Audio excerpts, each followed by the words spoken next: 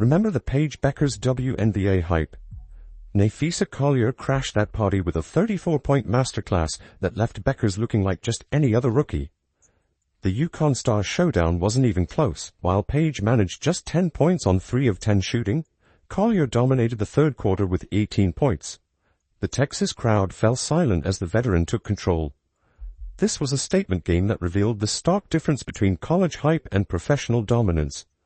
The same media outlets that crowned Paige before her first professional minute are now scrambling to explain why Collier showed her exactly how the WNBA works. Do you think Paige will live up to her hype? Let us know down in the comments below. Let's go. The hype machine that surrounded Paige Bueckers before her WNBA debut was unlike anything the Dallas Wings had seen in years. The media couldn't stop talking about her. Sports networks ran constant highlights of her UConn career. Basketball analysts predicted immediate stardom. All this before she even touched the ball in a professional game. Paige Bueckers is coming in, and she's going to be a driving force. Clark is going against Paige and Dejanay. ESPN today, where they were talking about Paige. One of them says, I think Paige will be a good player this year, but I'm not expecting a Caitlin-like impact, and that's an unfair bar to set. Dallas Wings using the promo poster of Paige Bueckers and Caitlin Clark to hype that game up. You know what's wild? The Wings sold merchandise in all 50 states and 23 countries just because of Paige. That's not normal for a franchise that struggled to get national attention. The team's chief operating officer, Lauren Turner, couldn't hide her excitement, saying Bueckers put the franchise in the spotlight more than ever in its 10-year history. The Wings bet everything on Paige becoming their savior from day one. The College Park Center in Arlington was packed with 7,000 fans who paid premium prices just to witness what they thought would be the beginning of greatness. Lines wrapped around the building hours before tip-off. Fans wore freshly printed Bueckers jerseys. Local news crews interviewed excited children who claimed Paige was already their favorite player without having seen her play a professional minute. And a lot of people are saying, oh, everything is she was Caitlin before Caitlin, she's better than Caitlin, all this stuff. That kind of stopped in the media. Caitlin Clark put up better numbers in the WNBA than Paige did in college. What most people missed in all this excitement was how the Wings essentially ignored their other talented players in their marketing. The team graphics, social media posts, and game promotions featured Paige front and center, while relegating veterans who had actually proven themselves in the league to the background. The message was clear. This is Paige's team now. The pressure on her shoulders was massive before she even stepped onto the court. ESPN analysts predicted Bueckers would score 18 to 20 points in her debut. One commentator boldly claimed she would immediately be among the top guards in the league. Basketball podcasters debated not if she would win Rookie of the Year, but whether she might contend for all WNBA honors in her first season. The expectations weren't just high, they were unrealistic. When the actual game started, reality hit hard. Bueckers looked hesitant against the physicality of the Lynx defenders. The confidence that defined her college career seemed to vanish under the bright lights of professional basketball. The sellout crowd that arrived roaring with anticipation grew quieter with each missed opportunity. The television cameras kept finding her on the bench, looking frustrated as Minnesota built their lead. You could almost see the weight of expectations crushing her with each passing quarter. This wasn't the dominant Paige from UConn highlights. This was a rookie learning that the WNBA is a completely different game. By the third quarter, the reality was impossible to ignore. Bueckers wasn't taking over. She was struggling to find her role. The same fans who cheered her introduction were now checking their phones. Their enthusiasm diminished. The commentators who predicted stardom started making excuses about first-game jitters and adjustment periods. When the final buzzer sounded, the stat sheet told the brutal truth. Paige finished with just 10 points on 3 of 10 shooting. She missed both her 3-point attempts. Yes, she grabbed 7 rebounds and had 2 assists, but this was far from the spectacular debut everyone predicted. The fans filed out quietly, their championship dreams temporarily postponed. Every time Paige Bueckers dribbled up and passed the ball, she just stood on the weak side. She stood on the weak side and watched. That's on the coach. That is 100% on the coach. Paige was watching. She was a passenger Mosaki. Meanwhile, on the other end of the court, Napheesa Collier didn't just play well, she completely dominated. While Bueckers struggled to find her footing, Collier poured in 34 points with ruthless efficiency. She shot over defenders, drove to the basket at will, and controlled the game from start to finish. The contrast couldn't have been more stark. The established star showing the rookie exactly how far she still has to go. The gap between Collier's performance and Bueckers' debut wasn't just noticeable, it was a canyon. The veteran outscored the rookie by 24 points while shooting a much higher percentage. It wasn't just that Collier outplayed Bueckers, she completely outclassed her, delivering a basketball lesson in real time that no amount of pre-game hype could prepare the rookie to handle. While all eyes were on Paige Bueckers, Napheesa Collier was busy planning a statement game that nobody in the arena saw coming. The reigning Defensive Player of the Year didn't need pre-game hype or marketing campaigns, she just needed the ball in her hands. The first half stayed relatively competitive. The Wings kept things close with the Lynx leading by just a handful of points. Bueckers had a few moments, Dallas fans were engaged, and it looked like we might see a competitive game throughout. But then the third quarter happened, and everything changed.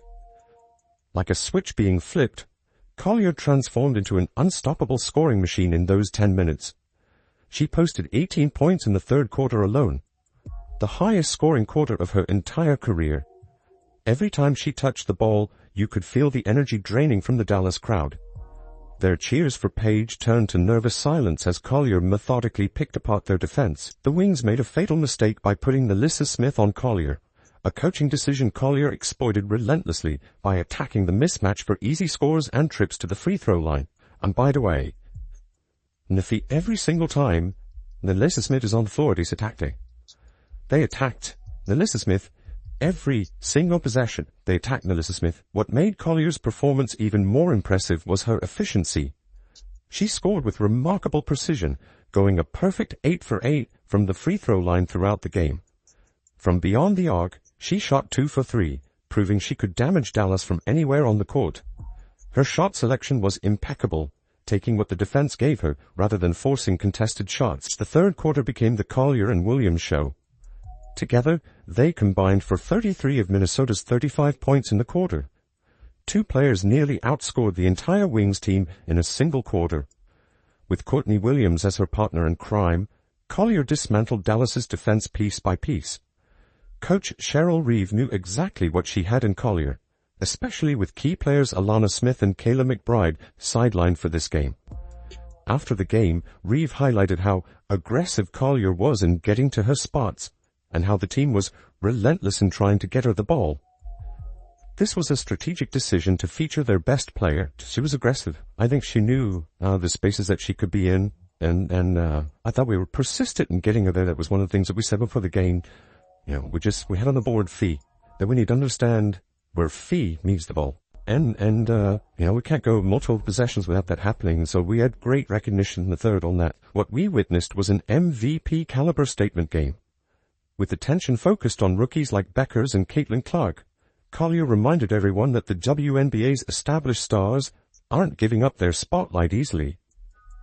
By the final buzzer, Bueckers' supporters sat in stunned silence as Collier's dominance became the only story worth telling. The stats tell the story better than any commentary could. 34 points on 12 of 21 shooting, 8 for 8 from the free throw line, 2 for 3 from 3, plus 8 rebounds.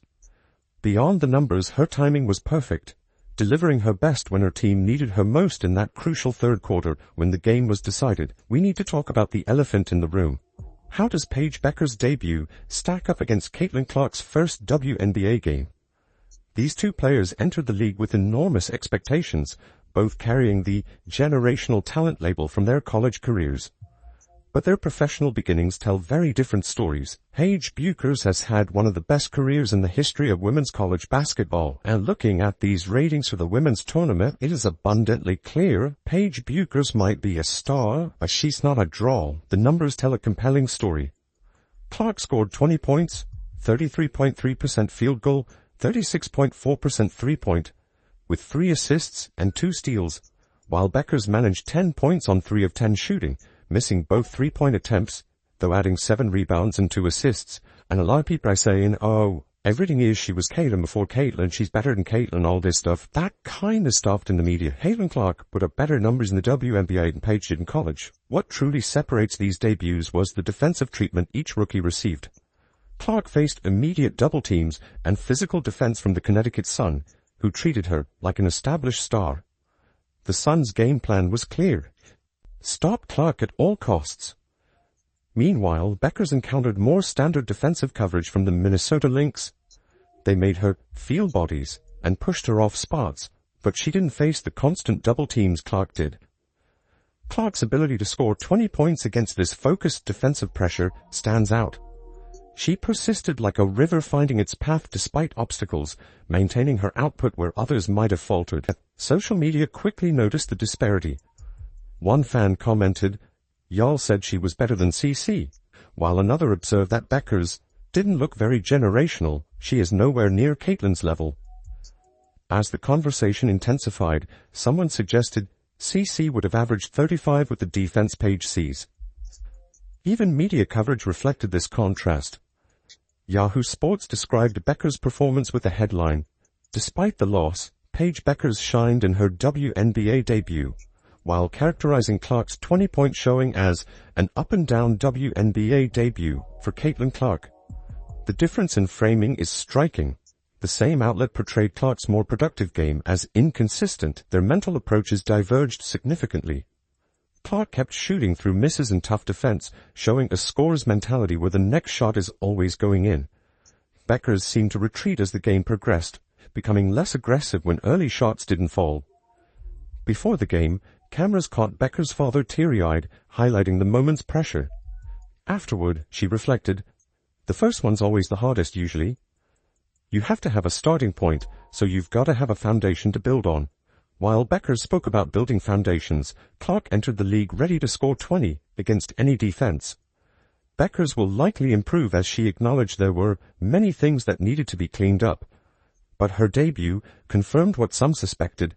The gap between these players might be wider than pre-draft conversations suggested. They like Caitlin Clark because she's not a victim, because she doesn't seem to be angry, and so they find her relatable. She's not playing with anger. She's not playing with a sense of entitlement. And yes, people find that relatable. She shoots logo threes, passes the ball like Magic Johnson, scores a lot of points, leads the league in assists. She's a great player, and she plays and shoots and releases the ball like Steph Curry. So there's the attraction to the exciting style of play. Both will ultimately be judged on their careers, not debuts. Yet these first impressions matter, especially when they align with pre-existing concerns about each player's transition to the professional game. The dramatic contrast unfolded like theater. Paige struggling against bigger guards and increased physicality, while Collier commanded the court with veteran confidence. The wings bet everything on Bueckers' star power, but Collier demonstrated the stark difference between potential and production. As fans adjust expectations, this matchup offers hope for emerging talents like Caitlin Clark. Do you think Paige will live up to her hype? Let us know down in the comments below.